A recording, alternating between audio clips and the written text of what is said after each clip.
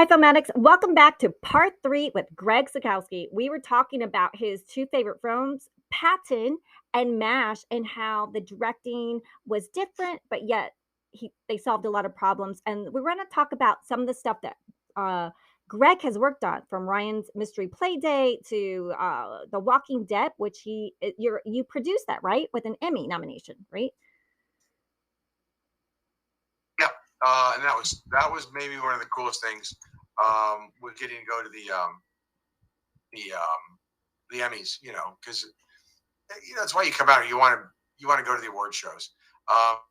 Maybe not the most recent Oscars, but I would have gone. But shocking as that was, there was some guys I'd done a couple of small projects with, and they gave me a phone call. They said Walking Dead wants to do a spinoff show. Our normal producer isn't available. We know you know how to do it. Can you come in? And I sat with them, and I said, yes, and yes. Let's go do this thing. Called a very good friend of mine named Josh Jesse, who's a stunt coordinator, has a production company called Panda. And we brought in his team. We matched it with Legion of Creative, which was run by my friend Noam. And we just put together this fun bit of business. And we got to draw from all of the rich history of the show and do this anthology piece. And it was so much fun. We had no idea we were going to get nominated for anything. We ended up losing to James Corden. I don't know how we ended up in the same category, but I guess if you're going to lose to somebody, you're going to lose to James Corden as a TV, whatever. But at some point, God forbid I ever meet him, I go, you owe me an Emmy. But it was fun because, again, we were talking before in the previous section about how to deal with challenges. And one of the challenges we had was we were under a very, very strict delivery deadline. Now, for those of you that are Walking Dead aficionados, you'll know that the zombies have different ages. There's the recently dead, the dead a long time, and the really skeletal, nasty ones. So there's different iterations. So there's a very good friend of mine, a guy named Todd Tucker, who I went and called, who does special effects. His company's Illusion Industries. Log into the website. A lot of fun, good stuff on the website. But Todd had worked for the guys, do the effects on Walking Dead. He says, I know how to do what they do. Let me do this. I want to do this. And so he said, the only problem we have are the eyes.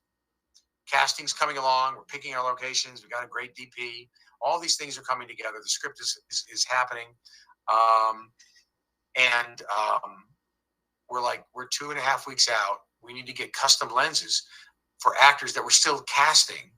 And then lenses take weeks. And we have to get them fitted. And then you have to have a lens tech on set. And all of a sudden you realize this is a thing. So we discovered something. Do you know what they sell on Amazon? Lenses, color non-prescription Walking Dead lenses for $300. So when you watch Red Machete, we're using the lenses from Amazon that we bought off Amazon. Nice. Amazon to the rescue. They got Amazon everything. to the rescue. Thank you. I don't get to ride on a rocket to the moon or anything, but thank you. Thank you, Mr. Amazon, Mr. Bezos. Mm-hmm. But anyway, that's the type of solutions that you run into. One of the other things we ran into on that show was it's shot in around Atlanta. So we wanted to hold to that look. And while our journey takes us from the Midwest and the green, lush southern forests and whatnot, the greenery, to out west and back again, because we couldn't stay only, and we were limited. It was the middle of the drought and the summer. So everything out in Los Angeles is brown. Even where the Griffith Park, there's still a lot of brown. It doesn't look like Atlanta. Well, we found, strangely enough, a relatively new film ranch out near Calabasas that has its own water wells. Oh, wow. And I had shot a commercial there, forgot about it, remembered it. We went and scouted it, and we shot there, and they were wonderful. And I'm not going to tell you the name of the place because it's my secret place. You can't go there because it's going to book out. But so we were able to find everything we needed. We had a babbling brook, we had smoke and trees and the fields and all of that stuff. Only had to dodge a few rattlesnakes. And then it was actually at that location again a month later doing a Jeep commercial, which is sort of funny. Again, because they had green. They said, we need green. I said, oh, yeah, this is the place we want to go. But it was a lot of fun, and it was a challenge because you're trying to stay true to that world, but they were in production, so we really had no interaction with them. Oh. So we're doing our own research. We had a writer from their room. He was like our resident okay, it goes this way. Tape would be, all of those things. And a lot of it had to be cheated because we didn't have some of their sets. So walls or connecting bits were just pieces of pieces. So it was a lot of fun. And then we edited and delivered it, and somebody goes, "Yeah, we're being put up for it." And I'm like, "Oh, sure, yeah, we're not going to get." And then we got nominated, not just nominated, but we were up in the the final chosen few. So that was really, really cool. And where can people see? It's the Walking Dead Red Machete. You know what? Let me look it up real quick. Yeah, so that because our listeners, we have like. Want to it's thank all of our listeners for letting us hit #1 weekly. Really appreciate you guys listening and coming back. We have such fantastic guests, and just so excited to have Greg here today, learning so much about directing and his journey to all his wonderful projects that he's working on, like the Walking Dead Red Machete. Yeah, I'm pretty sure it's on YouTube. Offhand, I'll have to look it up. Okay, and you'll give me some links. So yeah, I'll send you a link for it. Yeah, it's a lot of fun. I'll put the links in the summary, everyone. So if you're listening, just check out the links in the summary, and you can find out where you can watch all of Greg's stuff. One of the things that I found was, and this was a fortunate break for me, or a while back, there was a TV show called, it was like a Monster Squad show, and it was fun because I got brought in to be the second unit director on it, and I got a chance to work with some great stunt people and monsters, and it was working for Warner Brothers. On the Paramount lot, and it was a chance to really get a sense of scale and scope and what you can do with a little bit of money. I think Special Unit 2 for me at that point was sort of a breaking. It was my chance to actually direct for a network and have some budget. And I called a friend of mine up named Christian Sebald, who was a relatively new DP out in Los Angeles from Germany. And I said, "Hey, we're doing this thing." And he goes, "What do you want to do?" And it's this. He goes, "Well, if you're going to do that, you need a BB light, you need this, and that, and this. Got to shut off a street." I said, "Yeah, we got that." And he's like, "What? You got what?" I said, "Yeah, we're shutting down a street, and we're doing all this stuff, and a car's going to come racing around a corner, and I got cops and all this stuff." So it was a lot of fun. Oh man, that's wonderful. But all of that aside, I got very fortunate in that after my time with Red Machete to direct a film called it was originally Zomburbia, then it became Z-Burbs. Now it's being re-released again as Zombie. Anyway, it's just a fun comedy. Because of my comedy background, I did a zombie farce. It's not really a farce as much as it is just a comic look at it. And I thought, what if a woman had her husband get bitten, becomes a zombie? How do you know if it's not like they're dead, but if they're just suddenly, is it a slow process? You get bitten, the infection goes through your body. First thing you want to do is just eat a lot of meat. And then you want to eat a lot of raw meat. And then, the bad landlord comes over and he's being an asshole, and the husband's hiding in the back because he's kind of got the shakes and whatnot. All of a sudden, he tries to attack your wife, and he comes out and he eats the landlord. Yes, please. And you're like, well, that solves that problem. Now we don't know any money. Not only that, we don't have to worry about the body because he ate the body, and whatever money was in his pocket is yours. And so the journey takes off from there. And there's obviously a secret government program that gets involved, and so it's just a goofy little film. We had $50,000. We had no money. And Ian Alda in it is a wonderful actor.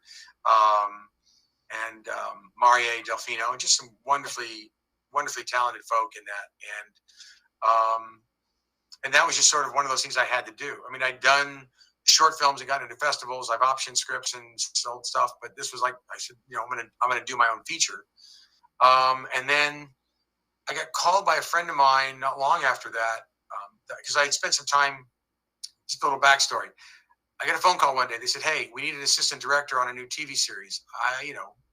I would just finished a job. I said, "Okay, what is it? It's multi-camera? I've never done multi." Okay. I called a friend of mine who was a second AD. I said, "Meet me for lunch. You have 20 minutes at a coffee shop to tell me how to be a first AD on a multi-camera show." Because I said, it can't be that hard than running a movie. And she goes, "Here's what you need to know. Go into the meeting, get the job." And all through the first week, I'd call her on the walk-in and go, "What do I do now?" She goes, "Just do it this, do that." And so I did it. And then I went on to do a whole run of multi-camera shows, but they were kids shows for Disney. So one of the directors I hooked up with is a wonderful gentleman who we both got nominated for a DGA award together. Oh, congratulations. Yeah, Adam Weissman, and he was doing a new series for this kid who was an influencer. What was it? And it was early days of influencers. And somehow he was a big influencer. I didn't know anything about it. The guy with He the needed me for tomato 6 or the orange? The orange? Yeah, that kind of goofy stuff.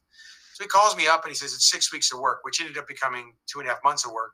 And we worked with this kid named Ryan Kaji of Ryan, who unboxes toys on TV, who's worth $80 million.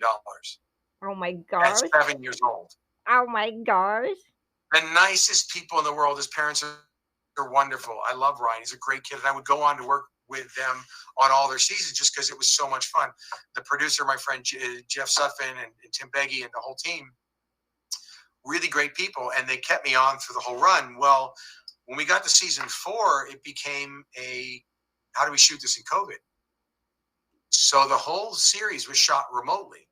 I set up in my office, and if you go to my website, gregzekowski.com, you'll see a picture of me in front of my desk with 6 monitors up for 6 different computers. Wow. And we would send a camera to like music groups like OK Go or Dave Grohl or whoever it was. They would put the camera up and we'd do a show and everybody would be remote. You know, we had green screen involved. And I had my main computer in front of me, a laptop, and then a secondary computer with the script, another one with the Zoom for the crew, and another one with the art information, another one with some more information, and then a backup computer if any one of those broke. I upgraded my internet so I could deal with the speed because that became a problem. And we used a program that allowed us to basically have a multi-camera switcher on the main computer. Wow. So I could choose which camera was going on. So I would live switch from my den. Just, and it was so cool. And we ran the whole season that way. And that's Ryan's Mystery Play Date, right? Ryan's Mystery Playdate, and that was season 4. We did season 5 over the summer. My friend Rupert J. Thompson came to do that one, but they said, "Do you want to come play and be a part?" I said, "Yeah, I can't." They're all family now. I'm watching Ryan grow up, and so that was just so much fun. How old is he now? Yeah, he's probably 9. 9. His birthday's either right now or it's right around now. And all because he opened toys. He was just opening toys. Yeah, his parents are really clever. They set up a YouTube channel, and he would get a toy, and he would open it up and talk about it. And if you were a parent and you wanted to buy a toy, you could see it before the package opened, and you could see an equivalent analog kid. 5-year-old. You have a 5-year-old. That's a 5-year-old. And you're not just trusting the commercials or the because if you think about it, commercials are the influencers of yesterday. Now it's influencers. And so what happened was he started getting millions and millions of views, which is revenue on YouTube. And then he started getting sponsors, and then he started getting toy lines, and then he got a TV show with Nickelodeon. And he's one of the top kids on TV, period. And I've worked with kids whose parents are interesting, and I'm being polite. And I will say this is his parents are awesome. Sean and Loanna are the sweetest people in the world. I told them, I said, anytime, anywhere, whatever you need, I'll be there for you. And I know that someday they'll probably make a movie, and I just love to be a part of it. Oh yeah, you're going to be directing that movie for sure. I love those guys. It's just such a great group of people. And odds are they could probably walk away from it all. They're fine financially, but I don't know what their future plans are. They don't consult me. And then I did it's interesting because each job is so different, because I went from that job to directing a Kia spot for the new electric car, which by the way is amazing. Oh, really? Yeah, the new Kia electric. Because I got to drive it. Oh, it's more money than I want to spend for a car, and you got to wait months to get it because everything's back ordered right now with chips and all. But that said, somebody asked me about, are you a TV guy? Are you a movie guy? Are you a kids show guy? Do you action movies? What do you do? And I said, I work for money because I have to. But I don't care. I just want to tell stories. If you call me tomorrow, like I once did I finished a TV series and then went and did a series of spots for Turca-Cola, which is the Turkish version of Coca-Cola. Oh, wow. And I'm sitting on stage watching them do all this great, stuff where you see the liquid pouring at 120 frames, 300 frames a second, how that all works, and running those sets. And It's like, it's just fun. It's interesting to me. I've been fortunate. I've been able to travel everywhere.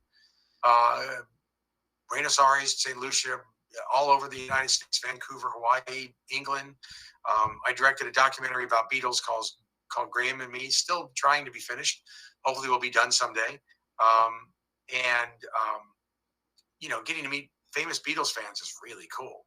I can tell you that right now. Ringo is, it doesn't matter. It's Ringo. That's all I'm saying. You're meeting Ringo. And, everybody has an entourage, and he's like a regular person, but he's Ringo. You know what I mean? It's like I might be able to. I've sat next to some very famous people, and it's very cool. But there's a few people you sit next to, and you go, "Yeah, but that's them." You know what I mean? And some people are really cool. And I'm going to name drop for a second and give kudos to somebody. I did a music video for Meghan Trainor. She is the most regular, nice person, and then just the camera lights up on her when she performs. But it's just and we were moving, so she's grabbing stuff and moving stuff, and I'm like, no. She goes, yes. She's the nicest person, And then you meet other people, and they just don't want to be a part of it, Well, it'd be nice to pick and choose who you want to make films with. You're like, oh, they were so great. Yes. Oh, that sure. one. Yeah, no, that was so good. I had no choice when I was doing my films if they were like mean or whatever. You're like, oh, he's here. Like, just I was so busy. Like as an indie person, you're just worried that if anyone would like touch the prop gun or show the prop gun, because we shot Hollywood Beechwood Canyon without permits. I did fire without permits. Oh my gosh, all the things that you were talking about. There's just so many things. You just have to shoot and all. And even the Beechwood Market I shot, my first dolly. We set up a dolly. And I was like so excited, like, oh my dolly. And the little boy froze every time that we shot, and the crowd was gathering, and just so many fun things. But when you have no budget, it's like, okay, it came out like this because the editor never finishes stuff. But no, post is actually the hardest part. Shooting is actually easier than post, I found. Oh yeah, because you're by yourself, you're at the end of your money, and you've got to find a way to finish this and beg, borrow, and steal. You go into a room and you only have what's up there. You can't fix it anymore. You know what I mean? You're stuck with it. Whereas on set, I go, I could get another angle. I could compensate. I could add this line, but that part's over. Oh yeah. All the parts are assembled, are made. Now you have to put it together, and you only have those parts. Yeah. I always find it fascinating. Well, they reshot the ending of the new big film from Marvel. They shot the last 30 minutes ago. Like, what? It's probably $200 million. Who has an extra $200 million to fix a story? Why couldn't they figure that out before? Yeah. And then you did so many zombie films. Like it's funny because I did a zombie one too. And when you're talking about locations, we shot in. We just went into the by the Bat Cave at the Griffith Park entrance. Bronson Caves. Yeah, we just went in the foliage. But the problem is, an airplane would fly over like, oh my god, every 5 minutes. Oh, there's an app that you need when you film, and this is to all filmmakers out there. It's called FlightTrader24.com. Go to their website. It's every plane in the air everywhere in the world. It's literally radar. So you can look at it while you're filming going, hang on, there's a plane coming in. And I got turned on to this a while back. And when I was shooting a series earlier this year in Steamy Valley up at Blue Sky Ranch, that's sort of, depending on the wind, a flight path. So you could go, and if you touch the plane that you think is coming in, it'll show you its pattern. So you can tell whether that's a dentist making circles in because he's in flight school, or it's a Southwest Airlines flight. So you go, okay, he's clear, we're good. Roll down because we're in between planes. Okay, that helicopter is circling. Yeah, it's a police car. But it's called FlightTrader 24, and it was made famous recently because during the Ukraine war, people were logging in and following the planes flying overhead. Oh my god! And then somebody discovered that one of them, theoretically, was a CIA drone circling over Crimea. So it made the press. Now, whether that's exactly the truth or not, but there was a singular jet flying for hours over that area until somebody said maybe we should turn off the flight tracker because all planes have it.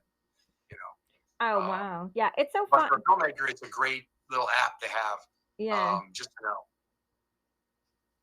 What else? What else? What else? Oh, What well, else? what's coming up for you? Like, what any other, films that you wanna talk about? Anything coming up for you? Yeah, I'm working on a couple of projects. One of them is more of a kid. It's a comedy, but it's more in the vein of Groundhog Day. Oh, yeah. Got a different take on it. No zombies. I've done my zombie business. So that's cool. I'm working on a martial arts film. It's a very different take on a series, and there's actually two scripts I'm working on. I'm trying to decide which one I want to go with. One of them is more of a legacy project in the sense of it's not a battle film. Like, we're going to go be assassins and that, whatever martial arty business. Because the martial arts films are limited to a few concepts. You killed my master, prepare to die. My style's better than yours. I'm an assassin. You're an assassin. We're all assassins. We're hero assassins. Whatever, right? We're superhero assassins. So you're kind of, limited. But this other one is more of a take on what happens at the end of a great master's life. So it's more of a Oh. tribute to the back end of that and how that plays out. But it still has a heck of a lot of action, probably more than a regular film would. So it'll be interesting to see how those go. So that's kind of what I think is in the future for me.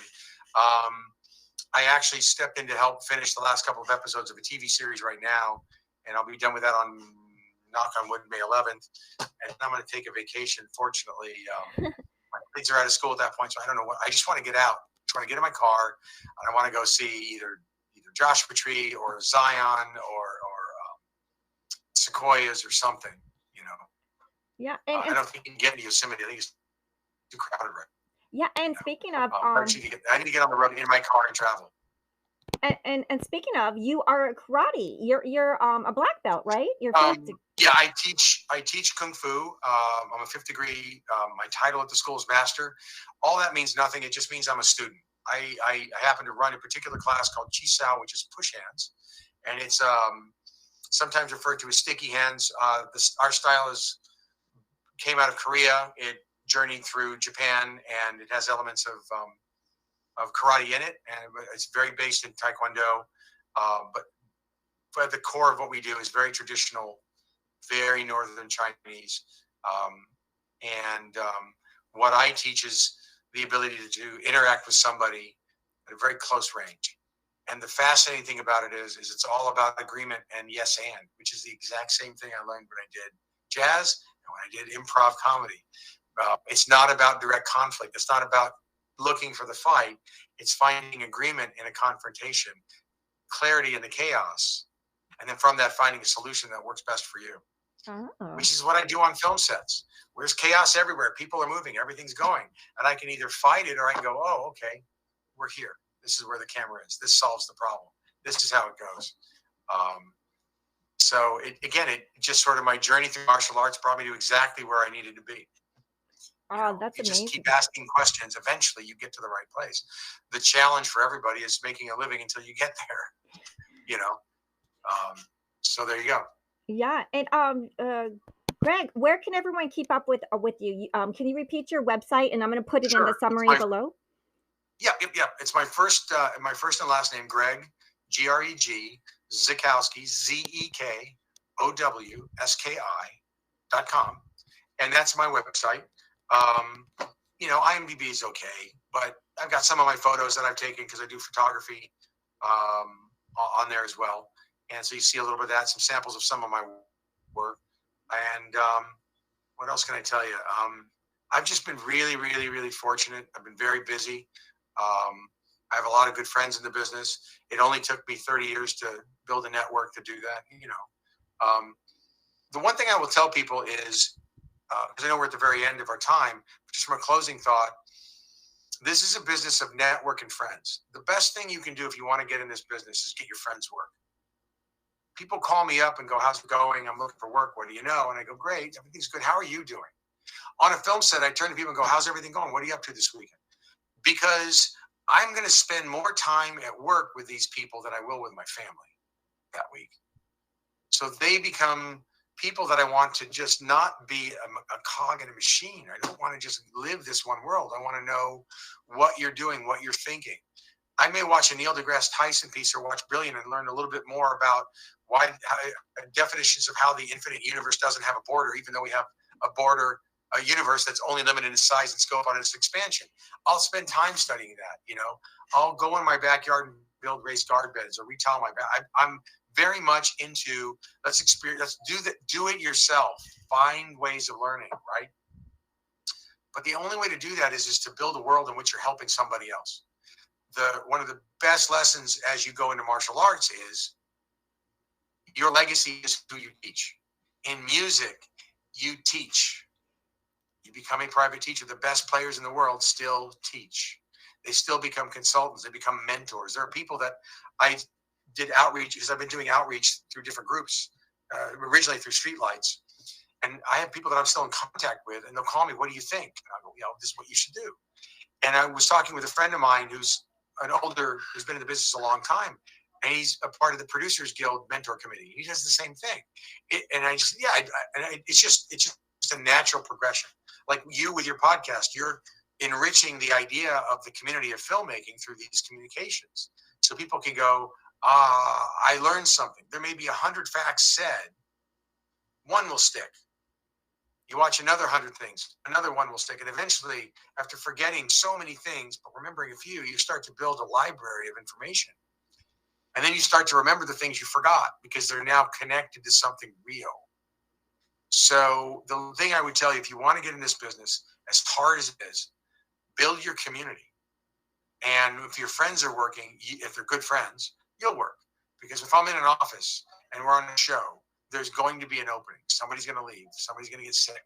And they're going to go, and you're going to go, I know a great guy, a great girl. And you're going to come in and you kick ass. Kick ass. Go in there and just, they want you to copy something, copy it the best they've ever had it. Have it with Brad's, have it in a thing. Have a secondary copy. So when they lose the first one, you already have a second copy.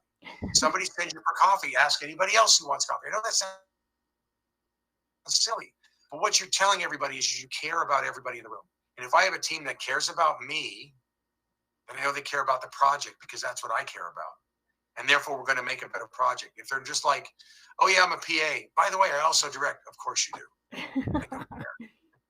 Everybody directs. Everybody's a producer. But in the meantime, this weekend, I saw this really cool show on Apple. What do you think of it? We talk about that. And you start to get a sense of human beings. And you get a sense of their sensibilities. And it's their sensibilities that you're bringing to the project. I know that my DGA trainee on this show is a marathon runner. At some point, he's mentioned to me that he's going to a race. It was today. I said, yeah, when you're there, say hi to the announcer. He's a friend of mine named Mike. He'll make sure you get some extra swag. He goes, what? You know the guy at the thing over at Santa Anita with the runners and the thing? I said, yeah, go say hi to Mike. Mike just texted me, hey, your friend Ryland just said hello. So for my purposes, it's that small world, Somebody say, oh, yeah, I've got a thing I'm shooting in Iowa. Oh, well, then you want to call Ricky Bartlett up when you get to Iowa. You got to know people. And you want to be educated about people. And you want to be interested in the world. You want to be interested in art, which means you should know about history. You should have a familiarity with art, architecture, music, and all kinds of music. And you should better enjoy films. It's like I see people, hey, did you ever see Waterworld? And they go, I don't know what that is. What is that? Well, you need to go see that film. Or I'll mention Casablanca. Oh, yeah, that's that old movie. Oh, shut up. You need to go see Casablanca. If you're going to be in the business, this is the history of your business. So if you don't know what it is, and I'll give you a quick little short example because I know we're about out of time, right? Yeah, let me just check time. But we can keep going. Oh, we got like 60 seconds. We can go to part 4. No, this is fine. It was a show when the producers brought me a script. They had me break it down. I said, this is a great script. I didn't know you're making It Takes a Thief 2. They go, what? I didn't know that was a movie. Yeah, your script is exactly the same. If you don't know, you're going to repeat. And that's happened in music. George Harrison got sued for copying a song that he didn't even know that he remembered. And he wrote a new song about it. And it was different lyrics, but it was the same song.